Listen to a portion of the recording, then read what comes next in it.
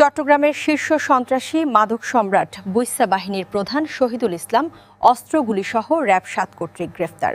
৪২টি মামলার আসামি শহীদুল ইসলাম প্রকাশ বুইসা তাকে গ্রেফতার করে র‍্যাব ৭।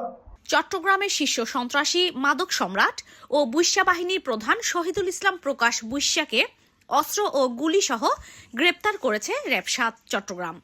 গত ২১ জুলাই ২০২৫ চান্দগাঁওয়ের কাঁচাবাজার এলাকায় আধিপত্য বিস্তারকে কেন্দ্র করে টেম্পো ও বুইসা বাহিনীর মধ্যে গোলাগুলির ঘটনা ঘটে।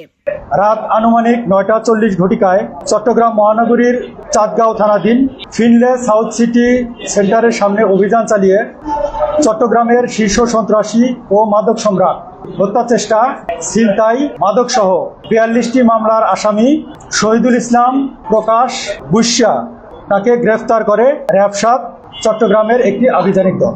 এ ঘটনায় র‍্যাব ও পুলিশের যৌথ অভিযানে বুইসা গ্রুপের ১১ সদস্য গ্রেপ্তার হলেও বুইসা পালিয়ে যায়। পরে তার সহযোগীদের অস্ত্রসহ ভিডিও সামাজিক মাধ্যমে ছড়িয়ে ব্যাপক আলোচনা সৃষ্টি হয়।